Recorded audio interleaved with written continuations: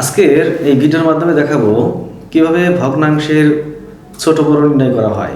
ভগ্নাংশের ছোট বড় সংক্রান্ত একটি প্রশ্ন প্রায়ই থাকে পরীক্ষাতে। যেমন আমি যে প্রথম প্রশ্নটা লিখেছি, এটা একটা চাকরি পরীক্ষারই প্রশ্ন। তো চলুন প্রথমে আমি টেকনিকটা শেখাই, কিভাবে আমরা দুটি ভগ্নাংশের ভিতরে কোন ভগ্নাংশটি ছোট বা বড় এটা নির্ণয় করার পদ্ধতি শিখি। দেখুন, এখানে দুটি ভগ্নাংশের হর সমান, লব ছোট বড় রয়েছে। এক্ষেত্রে যে ভগ্নাংশের লব বড়, হর সমান থাকলে যে ভগ্নাংশের লব বড় ওই ভগ্নাংশটি বড়। আবার দেখুন, এই দুটি ভগ্নাংশতে লব সমান রয়েছে, হর ছোট বড় রয়েছে। এক্ষেত্রে হর যার ছোট সেই ভগ্নাংশটি আসলে বড়। কিন্তু আপনি এটা মনে রাখা অনেকটা কষ্টসাধ্য হতে পারে, আমরা ভুলে যেতে পারি। আমি একটা টেকনিক শেখাবো, এগুলো কোনো কিছুই মাথায় না রেখে ওই টেকনিকের মাধ্যমে ছোট বড় নির্ণয় করা যাবে। হর সমান থাকুক অথবা লব সমান থাকুক বা নাই থাকুক, টেকনিকটা হচ্ছে আমরা নিচের দিক থেকে উপরের দিকে কোনাকুনি গুণ করব। এভাবে দেখুন, আমি এদিকে গুণ করে এরূপ পাশে লিখব ৫ × ৭ = ৩৫, এদিকে ৩ × ৭ = ২১। এখন যেদিকে আমি মান বেশি পেলাম ওইদিকে মান বেশি পেয়েছি, তার মানে এই ভগ্নাংশটি বড়। আবার দেখুন, এখানে আমি কিন্তু বলেছিলাম এটা এই ভগ্নাংশটি বড়।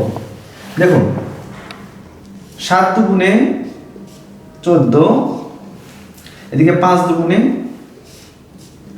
১০।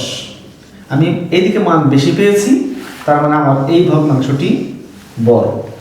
এখন আমি যদি এই প্রশ্নে আসি, নিচের কোন ভগ্নাংশটি ক্ষুদ্রতম, অর্থাৎ এই ৪টি ভগ্নাংশের ভিতরে সবচেয়ে ছোট ভগ্নাংশ কোনটি?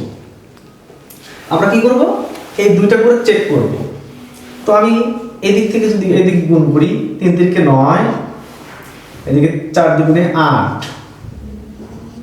তাহলে আমরা দেখছি যে এই দুইটা ভগ্নাংশের ভিতরে এখানে মান কম পেয়েছি, মানে এই ভগ্নাংশটি ছোট। এই দুইটার ভিতরে এটা ছোট। এখন আবার এইটার সাথে এটা চেক দিব। তাহলে এইদিকে যদি গুণ করি, ৩ × ৫ = ১৫, ২১ × ২ মানে ৪২, অর্থাৎ এই ভগ্নাংশটি কিন্তু আমরা এদিকে মান বেশি পাচ্ছি, মানে এই ভগ্নাংশটি বড় হচ্ছে। তাহলে আমরা ধরে এটার চাইতে এটাকে আমরা ছোট পেলাম, তার মানে এই তিনটা ভগ্নাংশের ভিতরে আমরা এইটাকে ছোট পেলাম, এগুলো বাদ। এখন আবার চেক করতে হবে যে এইটার থাকলো, এই দুটার ভিতরে আবার কোনটা ছোট। আমরা এইটার কাজ করি, ৩ এর সাথে ৫ গুণ করি, ৩ × ৫ = ১৫, এদিকে ২১, ১ কে ২১। তাহলে আমরা কিন্তু মান এদিকে বেশি পেলাম, মানে এইটা বড়। তাহলে আমরা পেলাম এইটি হলো সবচাইতে ছোট, অর্থাৎ ৫/২১ এই ভগ্নাংশটি সবচেয়ে ছোট। আশা করি বুঝতে পেরেছেন। এই ভিডিওটি শেয়ার করার মাধ্যমে অন্য বন্ধুকে দেখার সুযোগ করে দিবেন।